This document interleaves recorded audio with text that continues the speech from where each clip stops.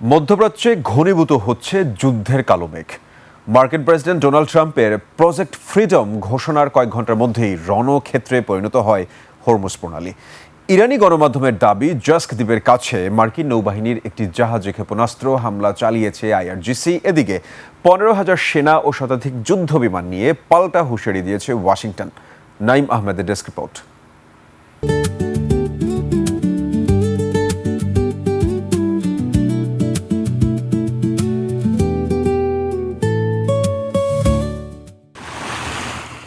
শান্ত সমুদ্র হঠাৎই অশান্ত। হরমুজ প্রণালীর নীল জলরাশিতে এখন বারুদের গন্ধ। আইআরজিসি বা ইরানের রেভলিউশনারি গার্ড কোরের চূড়ান্ত সতর্কবার্তা উপেক্ষা করার চড়া মূল্য দিতে হলো মার্কিন নৌবাহিনীকে। ইরানি বার্তা সংস্থা ফার্স নিউজের দাবি, জাস্ক দ্বীপের কাছে অবস্থানরত একটি মার্কিন যুদ্ধজাহাজ লক্ষ্য করে দুটি ক্ষেপণাস্ত্র ছোড়া হয়েছে। স্থানীয় সূত্রের বরাত দিয়ে সংবাদ মাধ্যমটি বলছে, ক্ষেপণাস্ত্র দুটি সরাসরি লক্ষ্যবস্তুতে আঘাত এনেছে। এই হামলার ঠিক আগেই নাটকীয় ঘোষণা আসে হোয়াইট হাউস থেকে। মার্কিন প্রেসিডেন্ট ডোনাল্ড ট্রাম্প ঘোষণা করেন প্রজেক্ট ফ্রিডম, যার লক্ষ্য প্রণালীতে আটকে পড়া বাণিজ্যিক জাহাজগুলোকে সামরিক পাহারায় বের করে আনা।